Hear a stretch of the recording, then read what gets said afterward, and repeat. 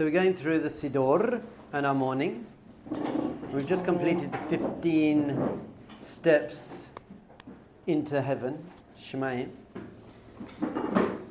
But I wanted to learn this quickly before we get into the rest of it. It says in the Shulchan Aruch, the foundational book of Jewish law, Tov me'at tachanunim b'chavana. It's much better to do fewer prayers with intention. Meharbod belo kavana, than to say a lot without kavana. Very, very, very important. Sometimes you just think, you look at Shachris and you're like, I just can't say the whole of that. There's too much going on there. The law, the halacha itself says, well, rather say less and mean it than try and say more and not mean it. And I think this goes with every area of life. If my children do something wrong and they come and give me a whole speech but they don't mean it, I don't care. If they come and just say, look, I'm really sorry, I really messed up, and they mean it, that's good for me. So we are going to be going through the Siddur, and I'm going to show you everything that we tend to say, but you don't have to say it all. You have to choose bits. Someone actually said to me the other day, he'd been here for about 6 months, and he said, I can't say the whole of Shachris. Would it be okay? I'm just going to say the Shema, and then I'll say the Shemona Esrei in English. And I said, you didn't know what the Shemona Esrei was 6 months ago. That's amazing. So Hashem's not out to get you. Hashem is looking at every little tiny thing you do. The Rambam actually says, if you daven Shemona Esrei without understanding it, you didn't daven, and you read Hebrew words. It's not Ulpan homework, it's trying to connect to Hashem. So this is what the Mishnah Berurah says. Mishnah Berurah was written by the Chavetz Chaim. Aval, im amar kiven gam kein amar tov yoter. However, if you can have kavana and say a lot, then that is good. So the key is kavana. Kavana, we said, means intention. It comes from the word kivun, which means direction. Are you moving in the right direction with attention and intention? Are you aware of what you are saying and why you are saying it? Then you're okay. If it's not your fault and you just can't say all those words, or there's other things, then that's not your fault. The person who does less but really means it is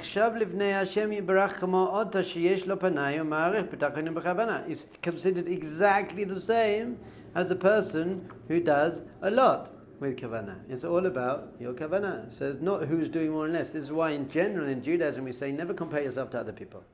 He's learning more Gemara than me, he's whatever. Never compare yourself to other people because you just don't know. It's all about your heart. And you can never tell what is in someone's heart. Hashem knows what's in your heart though, so that's what's important.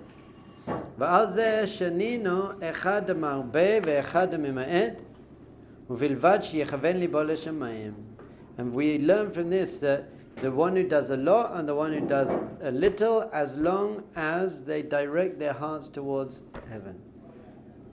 It's the only thing that counts. How much do you mean it? Le'inyan Talmud Torah, ha'inyan kain. And also when we're learning Torah, it's exactly the same thing.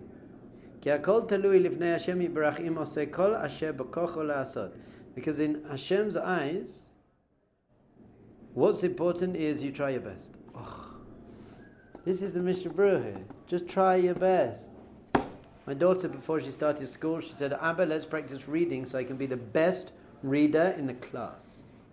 And I said to her, you don't need to be the best reader in the class, you just need to try your best. You do your best. I don't need you to be the best. Turns out that she happens to be top of the class in every subject. It's really amazing, she really is.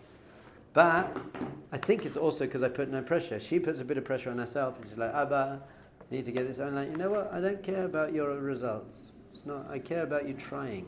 If you try really hard, this was maybe unfair, not unfair, but I have another child who's not as academically brilliant as my daughter. My daughter always gets over 100% in all her tests. That's 100% plus the bonus questions. She does the bonus, she always gets 120%. She always makes it.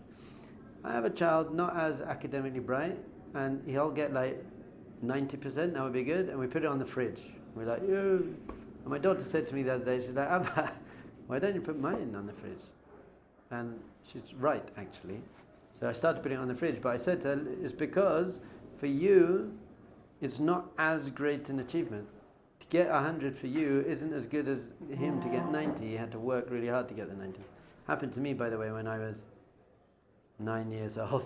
Still in pain over this. I was clearly the best in the class at everything. Captain of the football team, top of the class and everything. Came to the end of the year, class prize, and they was obviously going to say me, and everyone knew they were going to say me. I was the top of everything. And the class prize goes to Danny Seitowitz. I still remember his name. Danny Seitowitz. And I was like, everyone was like, what? So I spoke to the teacher, Mrs. Forgotten her name. Anyway, and she said, because you didn't work for it, he worked for it. He worked really hard. For you, it was easy. So Mazel Tov, you were the top. But him, he worked really hard, so he deserved the class prize. You didn't deserve it, because if you don't work for it, you don't deserve it. Shulchan Aruch, Mrs. Robinson, I think her name was. I forgot to say, fine, let's get back into the Siddur. I forgot to say, we're building up to really going into Shul. The Arizal says, and it's very good, I wonder if you say this, we should say before you start davening, Hareini makabel alai mitzvahs aseh shel ve'ahavta l'recha kamocha. Do you say that in the morning? I receive upon myself the mitzvah to love my fellow as myself. Very important. Remember we said this a few times, Siddur prayer is communal. Shachris Mincha Maariv is communal. So we're there, you're coming in as a team. So it's a major Kavana, it's a major intention to have when you come into shul in the morning. What I want to do, if I ever have a shul, we're going to come and, like before a rugby match or something, you walk around and you give everyone a high five or you get in the middle. I want to get the whole minyan should have to do that. It should be a halacha. Each person has to shake everyone else's hands. You can put all your hands in the middle, like 1, 2, 3, go! Something like, we know each other, we're here, we're praying for each other. So that's what we say. So then we're coming in, I'm backing up a bit by the way. So, do you put on your tefillin now before you go? No, you don't have to. But it's a good idea to put on your tefillin before you walk into the Beis Midrash, but also to stop at the door. Don't just walk in. I'll read you what it says here.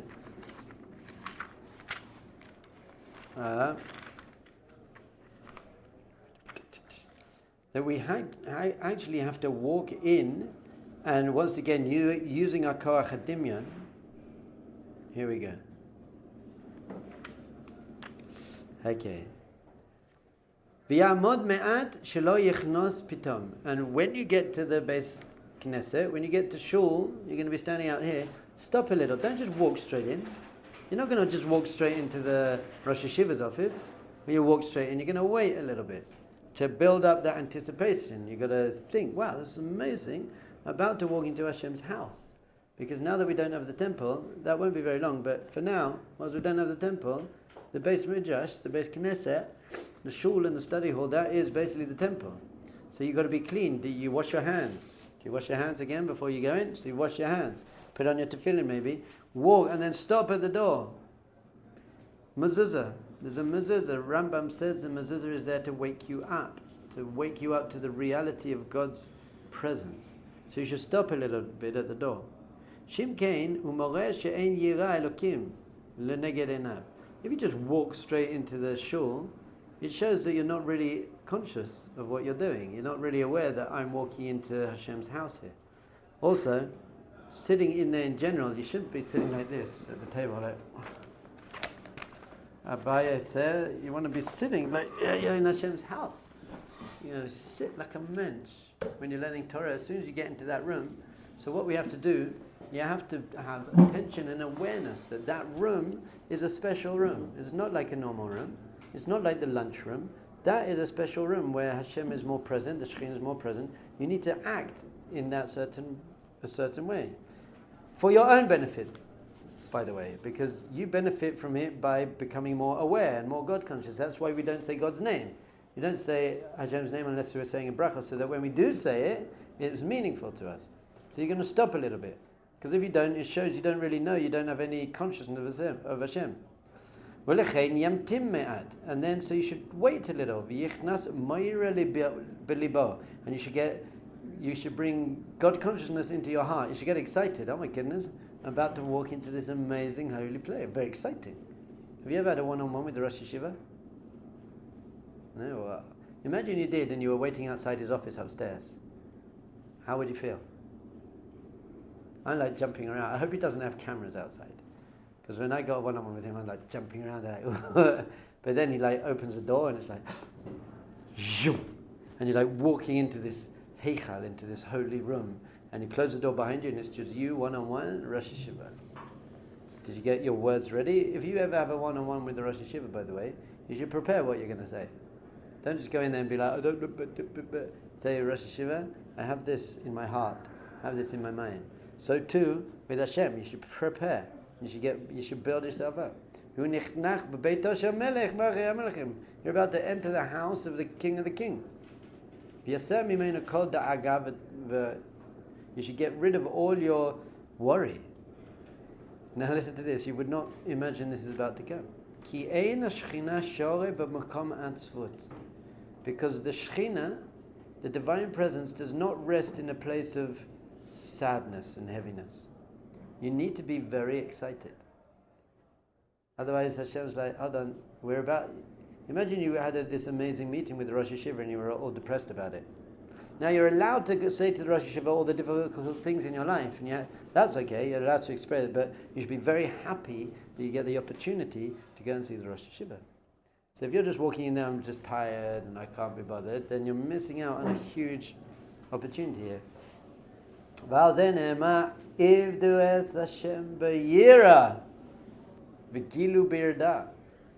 It says, the famous song is Ivdu et Hashem b'simcha.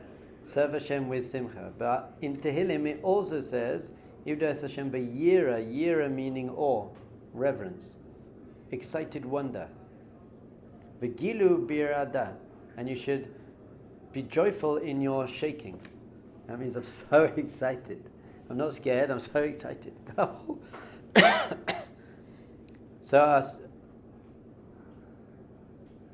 So this is what I say. So this is what we're doing. Ein yikanes levet Elokim yitbarach shemo.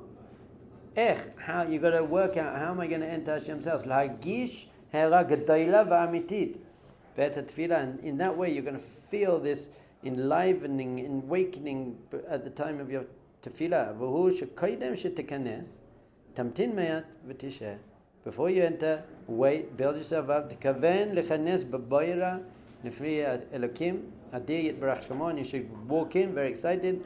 You don't just walk in. Good. So you got the point. You're not just walking in. So I stop before I go to shul.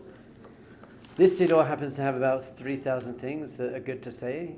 Like, I'm coming in with the merit of Aram, Yitzhak, and Yaakov. That's a nice one.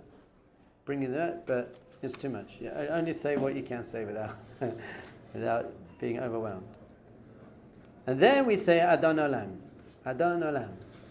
Adon Olam. And by the way, if you know a tune for Adon Olam, sing it. Sing it. Sing as much as it. You'll see, once you start learning a bit more, you'll see lines from Tehillim and stuff that you actually know songs for. Sing them. Sing as much as you can.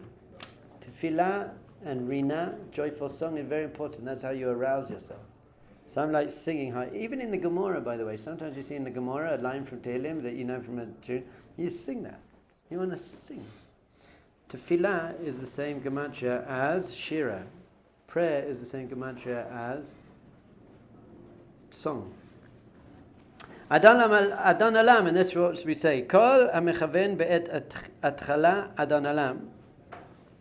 Arev ani b'davar shetfilati nishma'at ve'ein satam al tefilato. Anyone who really says Adon Olam and they mean it. Now Adon Olam is just all about infinite consciousness. That's what it's saying. I don't know if you've ever read it. You can say it in English, by the way. Hashem basically is the infinite conscious, eternal, beyond time and space, creator of all of reality, and is the king. Hashem is the king of this. So there are two aspects of Hashem. There's Yud and He and Vav and He, beyond time and space. And there's Elokim, Hashem within time and space. It says at the beginning of the Torah, Bereshit bara Elokim. At the beginning, Hashem created Elokim. At the beginning, Hashem, God beyond time and space, created Elokim, which is God within time and space. And all of my trust goes in Hashem. He's the beginning, He's the end. When everything's finished, there'll just be Him. And I put we say this, do you say this before you go to sleep as well? Because it says, I'm placing myself in your hands before I go to sleep. Viet Ishan, Biyado Afkid Ruchi. In His hands, I give up my soul. Be'et Ishan, Ba'ira. When I go to sleep, and then I'm going to wake up. Fine, so I have no fear. So it basically means I'm walking through life with God consciousness. I'm starting the day walking in to shul, saying God is everything, and I want God consciousness. It says this: if you really say this and you mean it, and you say it sweetly, then Ein lo Satan. There is no accusing angel against your tefillah. So it helps your tefillah. Because what's it really doing is I'm becoming consciously aware of who I'm praying to. And basically, whenever we praise Hashem, by the way, we're not doing it because Hashem needs praise. We're doing it so that we can build ourselves up. This is amazing. I'm about to go and speak to the Adon Olam, the Master of the Universe. And all spiritual entities that might mess up your prayer, they leave. And some people say, Af Yetzahara Mashlimata. And even your Yetzahara is going to help you in your prayers. Alright. Now, sorry, that was a quick side point that we forgot to say before. So now you're in shul, and in shul you're saying these 15 brachas, standing up, by the way. Here we go. After those 15 brachas, we say Yehi Ratzon. Once again, I started this whole class by saying rather do less and mean it than more and not mean it, so you don't get overwhelmed when I say, and this is what we're saying. I'm just going to go through what we say, but remember, you don't have to say it all. At some point, you want to build up to a point where you are saying it all. I get to shul a bit earlier, because I know it takes me longer to say it than the people I'm davening with. So I come a bit earlier, and I take my time, and I say it. Here are some of Necha. It should be your will. To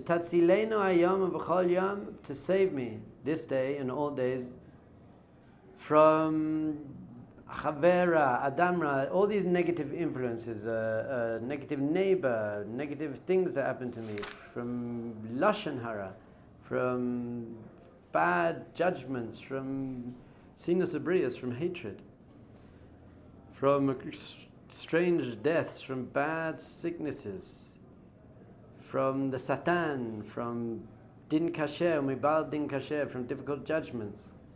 Fine. Basically, we have this little prayer saying, Hashem, walking with you through the rest of the day. I know who I'm walking with, but in the desert we had the clouds of glory. And it says the clouds of glory went before us and basically cleaned the road. There were no snakes and scorpions, and it kept everything cool. So that's what we're trying to do. We're trying to walk through life with this spiritual consciousness. I think we said in the Pasha Shiur that the more you are conscious of God being with you, the more, so to speak, God is with you. So if you're aware that Hashem is with you and in your life, then you have this extra level of divine intervention and divine protection. And then, oh my goodness, do we have time to do? I don't know if we have time. I'm going to get back to it. I'm going to do a whole class on it. After this, I say the Akedah. Every morning we say the Akedah. Akedah is Yitzhak. Abraham takes Yitzhak up to the mountain. I'm going to give you a whole separate class on that because it's very important. It's one of the most difficult things in the Torah. Many people are like, how could God tell Abraham to kill his son? That's sick, but we're going to see that it's really the deepest level of spiritual consciousness. And then, are there any questions, by the way? Because I'm just zooming through here. Yeah. For the Arizal, you mentioned loving your fellow. How does that connect to my davening between myself and myself and Hashem? Exactly, because we said that this davening, especially the Shemona Esrei, isn't between yourself and Hashem. It's all in the plural. It's a team sport. I'm here with the guys. We have to. Loving my fellow. How does it relate to loving? Because most of your tefillah is going to be for them. For them. The Arizal, we'll talk about this more when we get to the Shemona Esrei. The Arizal and the Nefesh HaChaim and the Vilna Gaon says that you should not pray for yourself at all in Shemona Esrei. You're praying for the Jewish people as a whole. You're praying for other people.